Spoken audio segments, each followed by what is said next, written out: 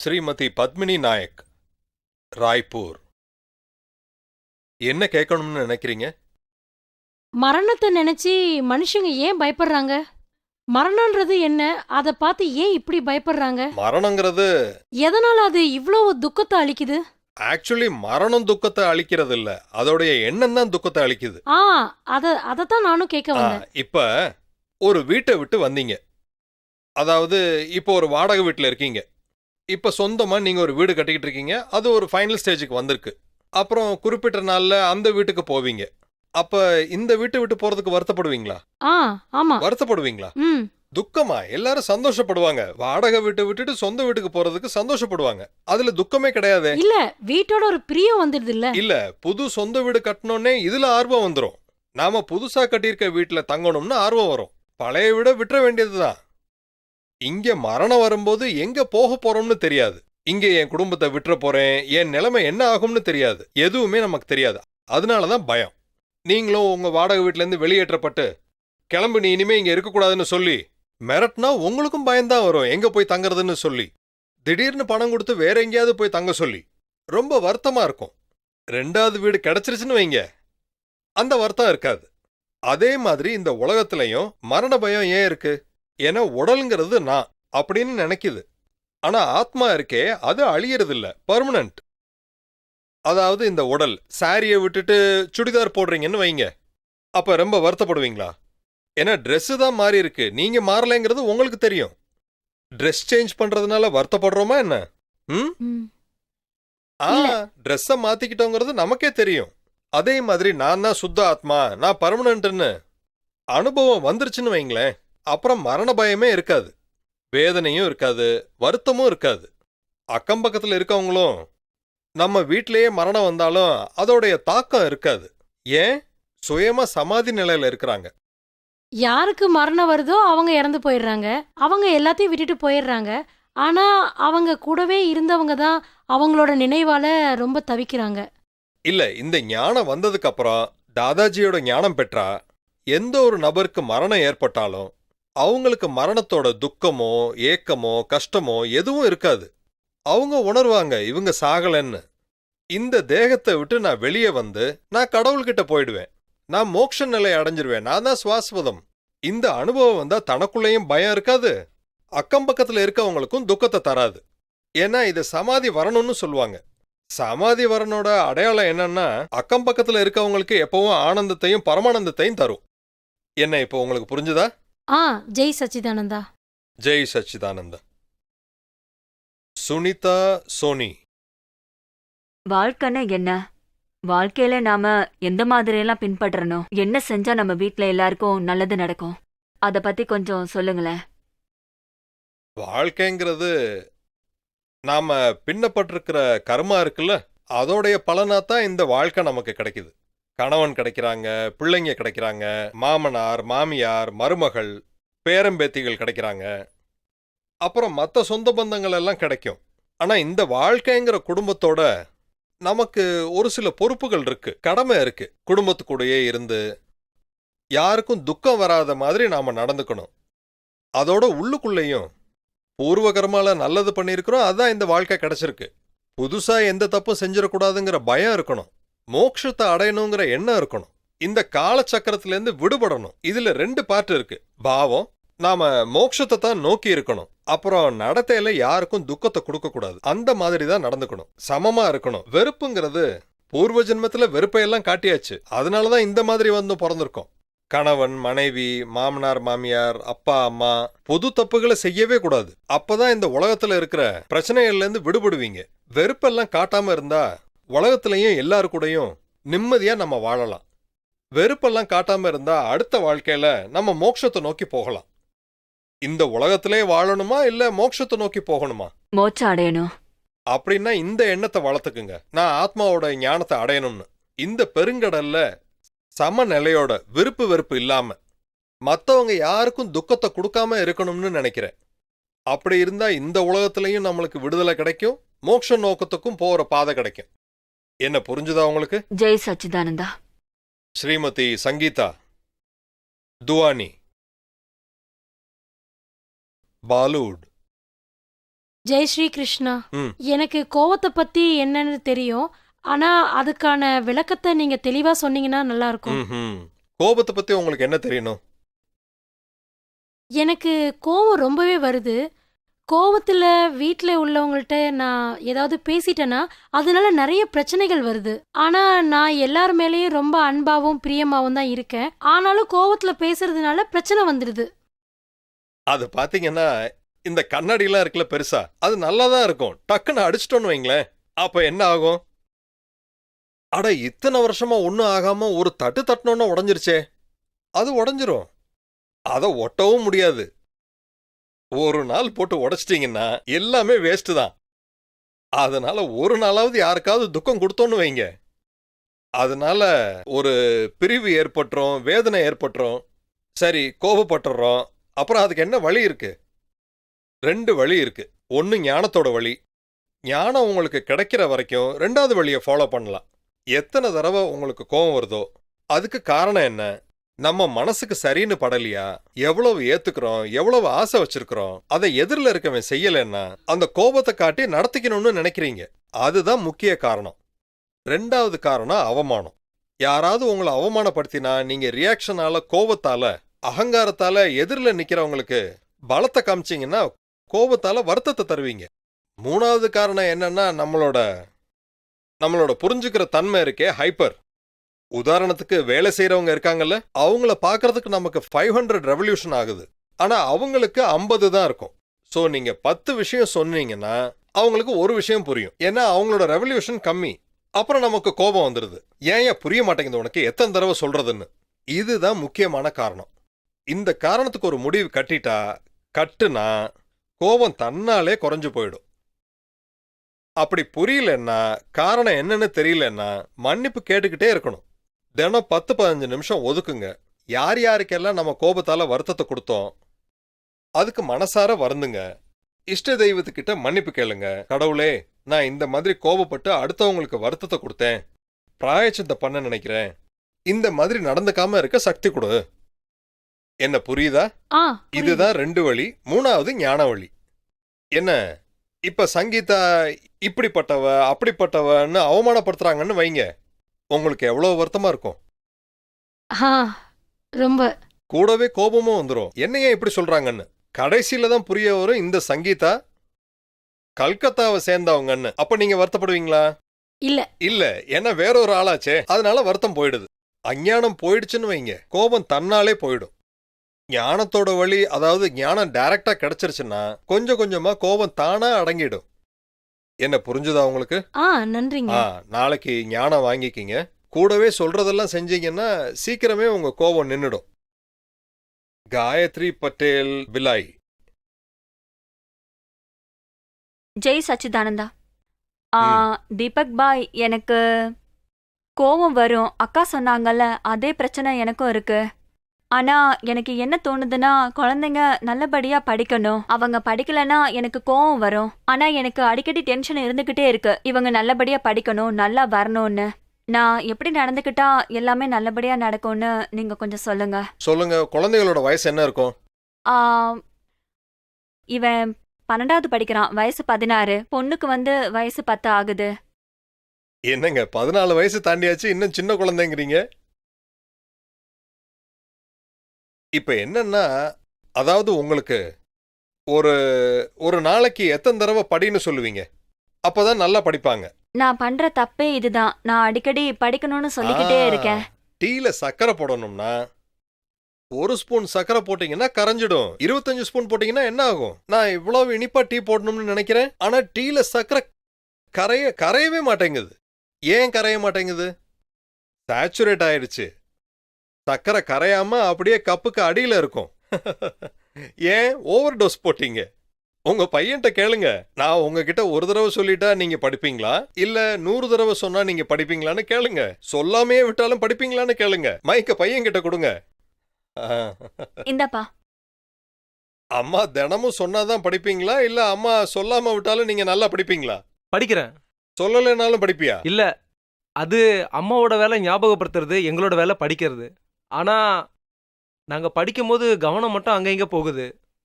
படிப்புல கவனம் செலுத்துறோம் தான் நினைக்கிறோம். முடியறதில்ல, அதனால திரும்ப திரும்ப சொல்றாங்க. இல்ல நான் கேக்குறது அது இல்ல. உங்க அம்மா தினமும் திட்டினா நீ நல்ல மார்க் வாங்குவியா? இல்ல ஒண்ணுமே சொல்லலைனாலும் நீ நல்லா படிச்சு நல்ல மார்க் வாங்குவியா? இல்ல, நல்ல மார்க் வாங்குவேன். அம்மா சொல்லலைனாலும் நீ நல்ல மார்க் வாங்குவ. அத சொல்லு முதல்ல. ஆ. இப்ப என்ன தெரியுமா? உங்களுக்கான வழியை நான் சொல்லி தரேன். ஒரு 10 நிமிஷம் தாதா பகவான அசிப் ஜே ஜே கான்னு சொல்லுங்க. ஒவ்வொரு வார்த்தையா நிறுத்தி சொல்லணும். தாதா பகவான் நான் சா அசீம் ஜே ஜே காரு ஹோ. இப்படி சொல்லிக்கிட்டு தாதா பகவான் கிட்ட இப்படி வேண்டிக்கிங்க. நான் இந்த மாதிரி படிக்கிறேன், எனக்கு நிறைய சக்தி கொடுங்கன்னு வேண்டுங்க. படிக்கிறதெல்லாம் எனக்கு ஞாபகம் இருக்கணும், பரீட்சையில நான் நல்லபடியா ஆன்சர்லாம் எழுதணும், அதுக்கு சக்தி கொடுங்கன்னு வேண்டிக்கோங்க. அதுக்கப்புறம் மம்மி கிட்ட ஆசீர்வாதம் வாங்கிக்கிங்க. நல்லா படிக்கிறேன்னு நீயும் என்கிட்ட சொல்லிட்ட. நீங்க சொன்னாலும் நான் நல்லா படிப்பேன், சொல்லலைனாலும் நான் நல்லா படிப்பேன், அது என் பொறுப்புன்னு சொல்லுங்க. அதாவது எப்பெல்லாம் டெஸ்ட்னு வருதோ அப்பதான் எனக்கு இந்த பிரச்சனை ஆகுது. மனசுல அப்படியே பயம் உருவாயிடுது. என்ன பண்ண போறோமோன்னு, எவ்வளவு மார்க் வாங்க போறோன்னு, என்ன பண்ண போறோம்னு தெரியல. இல்ல 10 நிமிஷம் நீங்க நான் சொன்னதை பண்ணுங்க. தாதா பகவான் கிட்ட சக்தி கேளுங்க. இந்த மாதிரி டெஸ்ட் இருக்கு, இந்த டெஸ்ட்ல நான் கரெக்டான ஆன்சர்ஸ் எழுதணும்னு சக்தி கேளுங்க. சக்தி கம்மியா இருக்குன்னாக்க கேட்டோன்னா அது அதிகரிக்கும், பயமும் இருக்காது. சக்தி வந்ததும் எல்லாம் நார்மல் ஆயிடும், எல்லாம் சரியாயிடும். ஒரு ஸ்டூடெண்டோட லைஃப்ல எத்தனை மணி நேரம் படிச்சா அவங்க லைஃப் நல்லா இருக்கும், அதை பத்தி கொஞ்சம் சொல்லுங்க. ஆக்சுவலி என்னன்னா, நான் என்னோட அனுபவத்தை சொல்றேன். நானும் ஒரு காலத்துல ஸ்டூடெண்ட் தான். தாதாஜி கிட்ட ஞானம் வாங்கினதுக்கு அப்புறம் தான் நான் இன்ஜினியரிங்கே ஆரம்பிச்சேன். மெக்கானிக்கல் 4 வருஷம் படித்தேன். நான் 1 மணி நேரம் படிப்பேன், ஆனா தனிமையில படிப்பேன். ஆனா 3-4 மணி நேரம் படிக்கிற அளவுக்கு எனக்கு சக்தி கிடைச்சிரும். அது என்னன்னா, நீங்க படிக்கும்போது எந்த அளவுக்கு பிரேக் வேணுமோ எடுக்கலாம். திரும்பவும் தாதா பகவான போற்றி பாடிட்டு சக்தி வாங்கிட்டு திரும்பவும் படிங்க. ஆனா தீர்மானிச்சு படிக்கணும். அப்ப 3-4 மணி நேரத்து படிப்பை ஈஸியா முடிச்சிடலாம். அதே மாதிரி 3-4 மணி நேரம் தெளிவா படிச்சா அது கூடவே ரெகுலரா படிச்சுக்கிட்டே இருக்கணும். 4 நாள் படிக்கல 4 நாள் படிக்கலன்னு இருக்கக்கூடாது. தினமும் ரெகுலரா படிக்கணும். அப்பதான் பரீட்சை வரும்போது நமக்கு டென்ஷனும் இருக்காது. அது மட்டும் இல்லாம நல்லபடியா ஞாபகம் இருக்கும், கிராஸ் பண்ணிருப்போம். என்ன புரிஞ்சுதா உங்களுக்கு? புரிஞ்சுது. ரொம்ப நன்றி தீபக் பாய். இங்க லீக்கேஜ் எங்க நடக்குது? டிவி பாக்குறீங்க, விளையாடுறதுக்கு எங்கேயாவது போயிடுறீங்க, அப்புறம் உள்ளுக்குள்ள ஏதாவது ஒரு வருத்தம் இருக்கும், திரும்ப திரும்ப சொல்லிக்கிட்டே இருக்கான், புரிஞ்சுக்கவே மாட்டேங்கிறான். ஏன் இப்படி பண்றான் அப்படி பண்றான்னு தோணும். நம்மளுடைய வருத்தங்கள் நமக்குள்ளேயே இருக்கு, அதுதான் நம்ம நிம்மதியை கொன்னுடுது. புரிஞ்சுதா இப்போ? ரொம்ப நன்றி. இதே மாதிரி உங்களோட ஆசீர்வாதம் எங்களுக்கு என்னைக்கும் கிடைக்கணும். ஜெய் சச்சிதானந்தா. நிர்மாவுடைய கேசட் இருக்கு, தாய் புள்ள உறவுன்னு. ரொம்ப நல்ல கேசட். நீங்க அதை வாங்கி வச்சுக்கிட்டு கொஞ்சம் கொஞ்சமா ஸ்டடி பண்ணுங்க, அது ரொம்ப ஹெல்ப்ஃபுல்லா இருக்கும். ஜெய் சச்சிதானந்த். சவிதாவா சரிதாவா என்ன எழுதியிருக்காங்க? ராய்ப்பூர். சரிதா வாத்சவாணி. மரியாதைக்குரிய தீபக் பாய் அவர்களே, என்னுடைய வணக்கத்தை ஏத்துக்கோங்க. ஜெய் சச்சிதானந்தா. பர்மனண்டா ஆத்மாவோட அனுபவங்களை எப்படி நாம உணர்றது? நீங்க ஆத்மாவோட ஞானத்தை அடைஞ்சிட்டீங்களா? படிச்சிருக்கேன், கேட்டிருக்கேன். நான் காஷ்மீரை பத்தி நிறைய படிச்சிருக்கேன், அதை என்னால உணர முடியாது. டிவியில நீங்க காஷ்மீரை பார்த்துட்டேன்னாலும் ஃபேனை கீழே உட்காந்தானே பார்த்துக்கிட்டு இருக்கீங்க. நீங்க காஷ்மீருக்கு நேரடியா போய் காலை வச்சாதான் அங்க இருக்கிற குளிரை நீங்க உணர்வீங்க. அது இப்போ உங்களுக்கு ஃபேனை கீழே உட்காந்துக்கிட்டு காஷ்மீரோட அனுபவத்தை கொடுங்கன்னா அது சாத்தியம் இல்லை. நீங்க அங்க போய் தான் ஆகணும். அதாவது ஆத்மாவோட அனுபவங்கிறது ஆத்மாவை அது போய் சேரும்போது தான் கிடைக்கும். உடலை பெருசா நினைச்சீங்கன்னா ஆத்மாவோட அனுபவம் கிடைக்காது. அதோடைய ஃபர்ஸ்ட் ஸ்டெப்பு, நீங்க உங்களை சவிதான்னு நினைக்கிறீங்க. உண்மையிலே நீங்க சவிதாவா இல்ல வேற யாராவதா? உண்மையிலேயே நான் ஆத்மா. ஆனா சவிதாவை யாராவது அவங்க இப்படிப்பட்டவங்க அப்படிப்பட்டவங்க அப்படின்னு சொல்றாங்கன்னா, அவ ஏதாவது எனக்கு பிரச்சனை கொடுத்துக்கிட்டே இருக்கா அப்படின்னு சொன்னா உங்களுக்கு துக்கம் வருமா, வருத்தம் வருமா? முதல்ல வருத்தம் இருக்கும், இப்போ கம்மி ஆயிடுச்சு. இப்ப கம்மி ஆயிடுச்சா? கம்மியானாலும் இருக்கு அப்படின்னா ஷார்ட் சர்க்கியூட் இன்னும் இருக்கு. கண்டிப்பா இருக்கு. டிஸ்கனெக்ட் ஆயிடுச்சுன்னு வைங்களேன், சவிதாவை எவ்வளவு என்ன சொன்னாலும் சரி, இங்க பல்பு எரியவே எரியாது. அப்பதான் டிஸ்கனெக்ட் ஆயிருக்குன்னு அர்த்தம். ஷார்ட் சர்க்கியூட்ல பாதி ஒயர் கட் ஆயிருக்கு, மீதி ஒயர் கட் ஆகலைன்னு அர்த்தம். அப்ப பவர் கொஞ்சம் கொஞ்சம் போய்கிட்டு தான் இருக்கும். சவிதா கூட உங்களுக்கு உடல் ரீதியான சம்பந்தம் இருக்கு. உடல் ரீதியா நீங்க உணர்ந்துகிட்டு இருக்க வரைக்கும் ஆத்மாவை அனுபவிக்கவே முடியாது. அப்படின்னா இந்த உடல் சார்ந்த அனுபவத்தை எப்படி எடுத்துக்கிறது? இதுக்கு நாம ஆத்மாவோட இணையணும். இணையணும்னா நமக்கு ஒரு ஞானம் வரணும். நான் சவிதா இல்ல, தூய்மையான ஆத்மான்னு ஞான விதியில அதை வந்து பாத்தீங்கன்னா இந்த ஒரு விஷயத்தை தான் புரிய வைப்பாங்க. அதோட ஒண்ணு இல்ல, ரெண்டாவது விஷயமும் நீங்க உணரணும். செய்யறது யாரு? செய்விக்கிறது யாரு? இந்த ஞானம் கிடைக்குது. நான் உண்மையிலேயே யாருங்கிற ஞானம் கிடைக்குது. ஒவ்வொரு மனுஷங்களோடையும் நாம எப்படி நடந்துக்கணுங்கிறதையும் புரிஞ்சுக்கணும். புது கர்மாவில் சிக்கக்கூடாது. பழைய கர்மாவிலேருந்து நாம கொஞ்சம் கொஞ்சமா விடுபடணும். இது எல்லாத்துக்குமான சாவியை கொடுத்துடுவாங்க. அந்த தெளிவோட நீங்க இருந்தீங்கன்னு வைங்க, ஆத்மாவோட உணர்வு அதிகரிச்சுக்கிட்டே இருக்கும். கூடவே உடல் மேல இருக்கிற பந்தங்கிறது ஞான விதியில மொத்தமா இறங்கிடும். அவங்க டிஸ்கனெக்ட் பண்ணிடுவாங்க. இப்ப புரிஞ்சுதா? ரொம்ப நன்றி தீபக் பாய். ஜெய் சச்சிதானந்தா. ஜெய் சச்சிதானந்த். ஸ்ரீமதி ஃபனேஸ்வரி ஷாக்கூப். ஜெய் சச்சிதானந்தா. சொல்லுங்க. பொதுவா சொல்றது என்னன்னா, ஒரு குரு இல்லாம ஞானம் கிடைக்கவே கிடைக்காது. அப்போ இதெல்லாம் தெரிஞ்சதுக்கு அப்புறமும் ஞானத்தை எப்படியாவது அடையணும்னு மனுஷனா பிறந்தவன் தன்னோட குருவை எப்படியாவது தேடி கண்டுபிடிச்சிடுறான். குருவை நாம எப்படியாவது கண்டுபிடிச்சிட்டாலும், ஆனா நீங்க சொல்ற இந்த ஆத்ம ஞான விதி இருக்குல்ல, அதை நாங்க அடையணும்னு நினைக்கிறோம். இப்போ அதுக்கு நாங்க புது குருவை தேடுற மாதிரி ஆகுமா? இல்ல இல்லையா? இல்ல, நடக்காது. ஏன்னா குரு நம்ம உலக ஞானத்துக்காகத்தான் உருவாக்குனாங்க. உலகத்துல நல்லது எது கெட்டது எது அதை புரிய வைக்கிறது தான் குரு. ஆனா ஆத்மாவோட ஞானத்துக்காக அங்க குருவுக்கு வேலை இல்லை, ஞானி தான் தேவை. ஞானி சுயமா குருவா இருக்க மாட்டாங்க, உங்களை சீடனாவும் ஏத்துக்க மாட்டாங்க. ஏன்னா தாதா பகவான் சொல்லுவாரு, நான் ஆத்மாவா இருக்கிறேன், உங்களை நான் ஆத்மான்னு உணர வைக்கிறேன். அப்போ இதுல யாரு குரு யாரு சிஷ்யன்னு சொல்லுவாரு. ஆத்மா யாருக்காவது குருவா இருக்க முடியுமா? ஆத்மாவுக்கு சீடர்கள் உண்டா? ஆத்மாவுக்கு வைஃபும் கிடையாது, புருஷனும் கிடையாது. அது ஒரு தூய்மையான ஸ்வரூபம். இந்த ஞானம் வந்துருச்சுன்னா ஒரு ஞானியோட உதவியால, தாதா பகவானோட கிருபையால ஆத்மாவை பத்தி நீங்க உணருவீங்க. உலகத்துல ஃபனேஸ்வரிக்கு குரு இருப்பாங்க, அவர் இருக்கட்டும். ஆனா ஆத்மாவுக்கு எந்த குருவும் கிடையாது. ஏன்னா ஞானத்தை நீங்க நிச்சயம் அடையலாம். ஆனா ஃபனேஸ்வரிக்கு இருக்கிற குருவை அவர் பாட்டு இருக்கட்டும், விடுங்க. அவரை மதிக்காம இருக்கக்கூடாது, அவர் ஆசீர்வாதமும் தேவை, இருக்கட்டும். மோட்ச மார்க்கத்துக்கு போகும்போது நீங்க தாதா பகவானோட வழியில போகணும். என்ன புரிஞ்சு? அது ஆக்சுவலா சொல்றது என்னன்னா, தர்மம், குரு, ஜாதி இத மூணையுமே மாத்தவே கூடாதுன்னு சொல்றாங்க. அதனாலதான் என்னோட மனசுல இந்த கேள்வி வந்தது. ஞானங்கிறத வாங்கிக்கணுமா இல்ல கூடாதா? அதை அடையணுங்கிற ஆசை இருக்கு, ஆனா வாங்கித்தான் ஆகணும். ஆனா இது உங்களோட தப்பு இதுல எதுவுமே இருக்காது, அது கேரண்டி. நீங்க உங்க குருவுக்கு துரோகமும் செய்ய மாட்டீங்க. ஞானிகிட்ட வந்து ஞானம் வாங்குறதுனால நீங்க உலகத்துக்கும் துரோகம் செய்யல. உங்க தர்மமும் மாறப்போறதில்ல, உங்க ஜாதியும் மாறப்போறதில்ல, உங்க குருவையும் நீங்க அவமதிக்கல. இதுக்கு நீங்க பயப்பட தேவையே இல்லை. ஏன்னா தர்மம், ஜாதி, அப்புறம் குரு அது ஃபனேஸ்வரியோடது. ஆத்மாவுக்கு குருன்னு யாருமே கிடையாது. ஆத்மாவோட ஞானம் தானே கிடைக்குது. என்ன புரிஞ்சுதா உங்களுக்கு? கட்டாயம் பண்ணலாம். மஞ்சுளா சஞ்சேட்டி. தீபக் பாய், என்னோட வணக்கத்தை ஏத்துக்கோங்க. ஜெய் சச்சிதானந்தா. நான் என்ன கேட்க நினைக்கிறேன்னா, ஸ்ரீமந்த சுவாமியே நான் சீக்கிரமா போய் அடையணும்னு நினைக்கிறேன். அப்படின்னா ஒரு 25 தடவையாவது ஞாபகம் வரணும். 25 நாளைக்கு ஒருக்கா ஞாபகம் வந்துச்சுன்னா அது நடக்காது. இல்ல, எனக்கு நாள் முழுக்க ஞாபகம் இருக்கு. அப்படின்னா அந்த 2வது கட்டத்துக்கு போங்க. நான் இங்கேருந்து அமெரிக்காவுக்கு போகணும். அப்போ நீங்க இங்க என்ன செய்வீங்க? ஒன்னொன்னா காரியத்தை யாரோட கிளைமும் பாக்கி இல்லாம நீங்க முடிக்கணும். யாருக்கு எந்த குறையும் வச்சிடக்கூடாது, யாரு கூடயும் பிணைக்கப்பட்டக்கூடாது. அந்த மாதிரி இந்த உலகத்தை விட்டுட்டு நாம சீமந்த சுவாமி கிட்ட போய் அடையணும்னா உலகத்துல சுத்தி இருக்கிற விஷயத்த நாம எல்லாம் சமமா செஞ்சு முடிக்கணும். எதையுமே தோஷமா செய்யக்கூடாது, யாருக்கும் வருத்தத்தை கொடுக்கக்கூடாது. வருத்தத்தை கொடுத்தீங்கன்னா அந்த வருத்தமே நம்மளை வந்து தடுத்து நிறுத்தும். சமநிலையிலேயே எல்லா காரியத்தையும் செஞ்சு முடிச்சோம்னா அப்ப யாராலையும் நம்மளை தடுக்க முடியாது. கிரீன் சிக்னல் கிடைச்சிரும். நம்ம எண்ணம் அங்க வந்து சேரணும், அதுலயும் எந்த தடங்களும் இருக்காது. ஆனா நான் இப்போ இந்த உடல் ரீதியா தியானம், சமாதி நிலை இப்படியெல்லாம் பண்ணிட்டு இருக்கேன். இல்ல, அது வந்து அதெல்லாம் தெய்வ நிலையோட டிக்கெட்டு. இல்ல, நான் ஸ்ரீமந்த சுவாமி கிட்ட தான் போகணும். தெய்வ நிலையை அடையிறதுக்கு அது வேற டிக்கெட்டு. மோட்சத்துக்கான பாதை அது வேற டிக்கெட்டு. மோட்சங்கிறது ஆத்மாவா இருந்து அர்த்த தியானத்தையும் ரௌத்ர தியானத்தையும் இழக்கிறது.